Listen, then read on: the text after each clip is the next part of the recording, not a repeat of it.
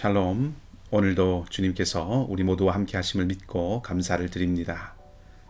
2023년 3월 10일 금요일 우리가 함께 묵상할 말씀은 마태복음 19장 1절에서 12절까지의 말씀입니다. 예수께서 이 말씀을 마치시고 갈릴리를 떠나 요단강 건너 유대 지경에 이르시니 큰 무리가 따르거늘 예수께서 거기서 그들의 병을 고치시더라.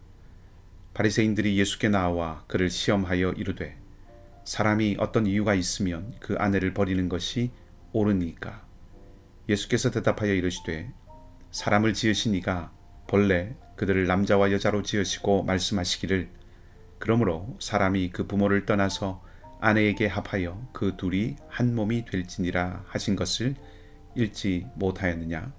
그런즉 이제 둘이 아니요 한 몸이니 그러므로 하나님이 짝지어 주신 것을 사람이 나누지 못할지니라 하시니 여짜오되 그러면 어찌하여 모세는 이혼 증서를 주어서 버리라 명하였나이까.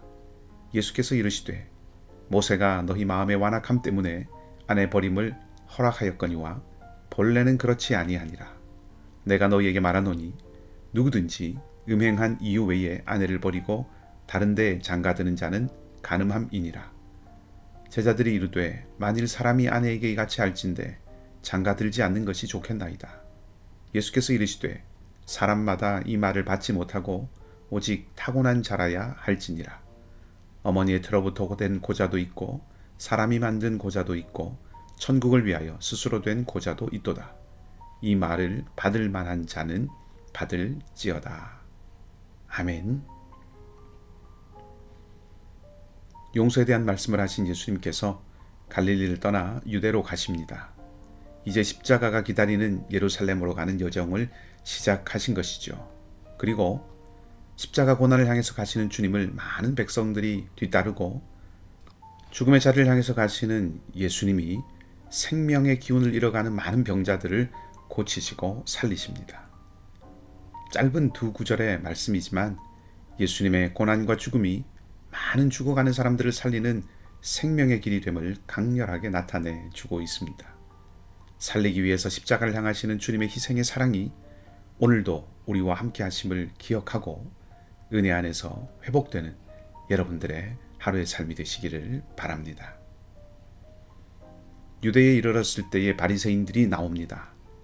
그리고는 예수님을 시험하기 위해서 질문을 던집니다. 질문은 이혼에 관련된 것입니다. 쉬운 문제인 것처럼 보이지만 실은 쉽지 않은 이슈를 담고 있는 질문이지요. 오늘날의 결혼과 가정에 대한 여러 가지 이야기들과 맞물리면 더 쉽지 않은 주제입니다. 우선 마태복음에서 이 주제는 또한 고난과 죽음의 주제와 메아리처럼 울립니다. 헤롯에 의해서 세례 요한이 죽임을 당했습니다. 왕의 허영과 권력욕에 희생당한 것이지요. 그런데 이 세례 요한이 죽음에 내몰리게 된 이유가 바로 이 결혼과 이혼에 대한 이슈였습니다. 세례 요한은 헤롯과 헤로디아의 결혼의 문제점을 통렬하게 지적했고 그것이 결국 세례 요한을 죽음에 이르게 했습니다. 지금 다루어지는 주제도 그런 차원을 가지고 있다는 것을 놓치지 않아야 합니다. 지금 예수님께서 예루살렘을 향해서 가십니다. 우리는 알지만 그 당시 예수님과 함께 가던 사람들은 누구도 예수님의 죽음을 예감하지 못합니다. 마태가 돌아보니 그때 바리새인들이 이혼에 대한 질문을 던졌는데 놀랍게도 요한을 죽음에 이르게 했던 주제도 바로 그것이었고 예수님도 지금 이 주제를 만났다는 것입니다. 간접적이지만 그래서 이 이야기를 통해서 지금 마태는 예루살렘을 향한 예수님의 발걸음에 고난과 죽음의 그림자가 드리워져 있다는 것도 말해주고 있다는 겁니다. 자, 배경적으로는 이러하고 내용적으로 한번 살펴보면 이혼에 대한 바리새인들의 질문에 대답하신 예수님의 말씀이 오늘 본문의 내용이죠. 자, 오늘은 이 내용을 토대로 한 가지를 생각해 보려고 합니다. 약국이나 대형 마트에서 일반 의약품을 구매하면 거기에 주의사항이 대체로 쓰여 있습니다.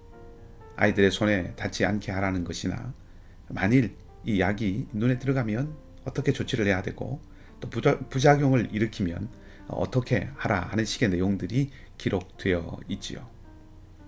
약을 만드는 회사는 제조한 그 약이 특정한 병을 다루고 또 상처를 빨리 아물게 하는데 잘 사용되기를 원하는 마음으로 약을 만들 것입니다.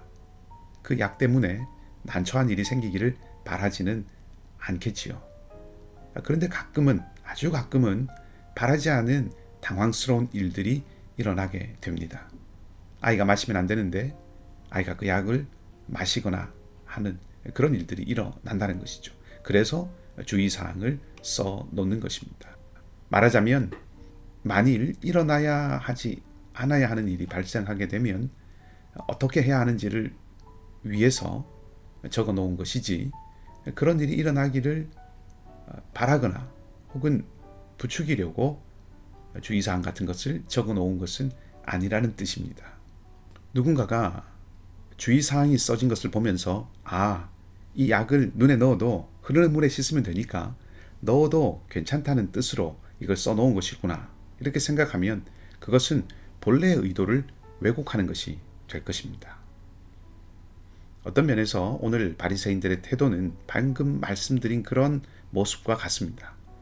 모세가 율법을 주면서 이혼 증서를 써주라고 했으니 결혼 관계를 정리하는 것이 문제가 될 것이 없다는 뜻으로 이해했다는 것이죠.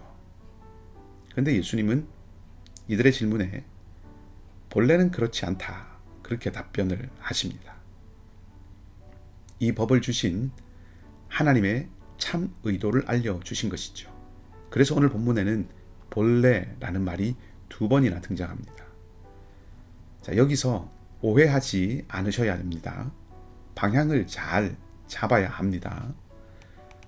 예수님은 결혼의 목적과 의도라고 하는 방향에서 이 이혼이라고 하는 문제를 접근하고 계십니다.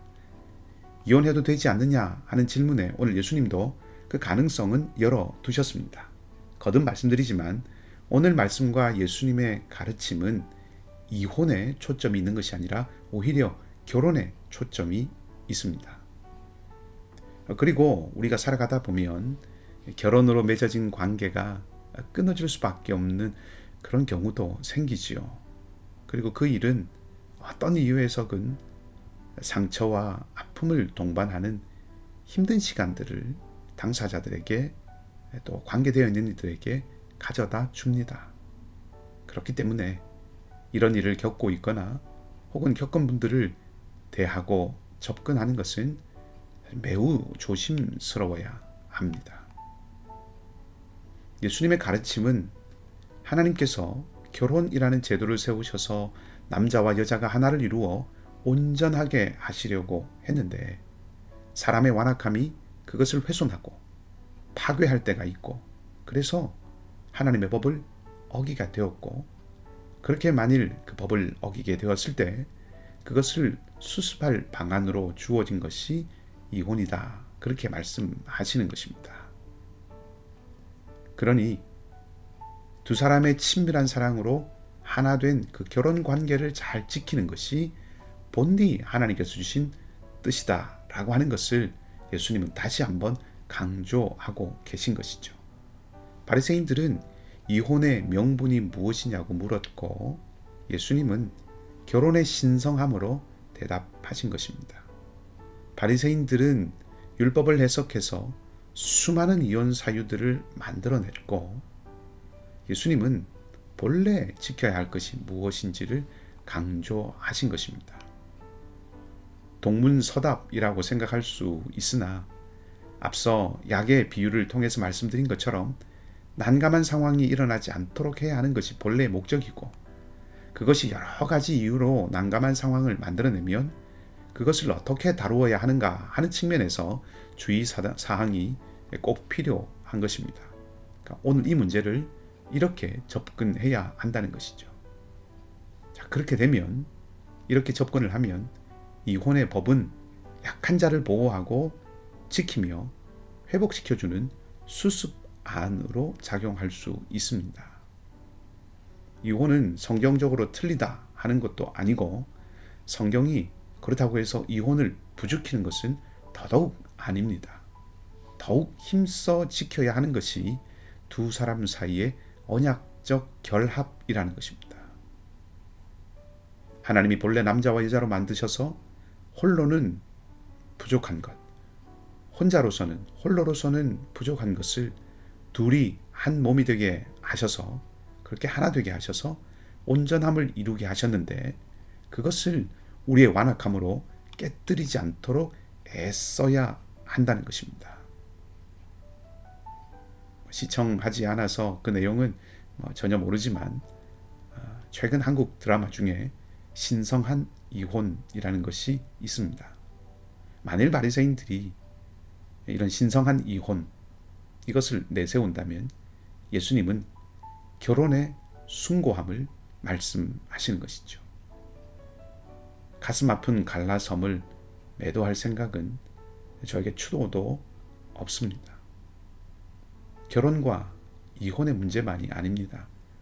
본문은 이혼을 다루고 있지만 이 본문을 통해서 우리는 관계는 결속되고 깊어가야 하고, 그럼에도 불구하고 난감한 상황이 생기면 수습하고 보호해야 한다는 것을 말씀드리는 것입니다. 본래는 그렇지 아니하리라. 본래는 그렇지 아니하니라. 이 예수님의 말씀을 기억해 봅시다. 본래라고 하는 것은 온전한 연합을 추구하는 사랑의 하나됨입니다. 이것이 하나님이 원하시는 것이었습니다. 하나님의 백성, 천국의 제자는 하나됨을 추구할 수 있는 길을 고민하고 하나됨을 추구하는 사람이지, 헤어질 결심을 하고 나뉘어질 다짐을 하는 사람이 아닙니다. 주님의 사랑으로 우리 모두 더욱 하나가 되고 깊어져가는 믿음의 가족, 소망의 가족, 사랑의 가족을 이루는 천국 가족 같은 우리 공동체가 되고, 천국 가족 이루는 여러분 모두의 가정이 되시기를 주님의 이름으로 간절히 축복합니다. 함께 기도하겠습니다. 하나님, 완악함을 깨닫지 못하고 허용이요 합법적 절차로 율법을 주셨다는 바리새인들의 이기적인 마음과 같은 그런 마음으로 우리도 누군가와 관계를 맺거나 그 관계를 끊지는 않는지 다시 한번 생각해 봅니다. 우리에게 주의 영을 더하여 주셔서 주님의 마음으로, 주님의 사랑으로 더욱 하나 되고 더욱 깊어지는 관계의 복을 허락하여 주시옵소서. 이글스필드 모든 가족들 모두 날마다 서로 사랑하고 날마다 서로 깊어지고 날마다 더욱 신뢰하는 은혜가 있게 하시고, 가정의 아픔과 상처와 드러내지 못할 어려움이 있다면 그 가정에 주님께서 빛이 되시고 사랑을 더하여 주셔서 어둠에서 빛으로, 사망에서 생명으로 옮겨지는 역사가 있게 하여 주시옵소서. 모든 가정들을 다시 한번 축복합니다. 주님의 사랑과 하나님 나라의 소망이 날마다 풍성하게 넘치는 행복한 공동체가 다 되도록 은총을 더하여 주시옵소서. 하나님, 우리 중에 연약한 형제와 자매들을 기억하여 주시기를 원합니다. 주님의 손으로 오늘도 붙드시고 동행하시고 함께하여 주시옵소서. 우리의 간구에 주님 선하게 응답하시고 연약한 이들의 가족들의 수고와 사랑과 소망에 주님의 위로와 평강으로 함께하여 주시옵소서. 오늘도 주님이 친히 우리 모두와 함께 동행하시는 복된 하루가 되기를 바라며 좋으신 주님 예수 그리스도 이름으로 기도하옵나이다. 아멘. 말씀을 기억하시고 자유롭게 기도하시기 바라고요. 오늘도 믿음으로 승리하는 복된 날이 되시기를, 주님께서 기뻐하시는 아름다운 공동체를 사랑과 소망으로 세워가는 놀라운 하루가 되시기를 주님의 이름으로 다시 한번 축복합니다.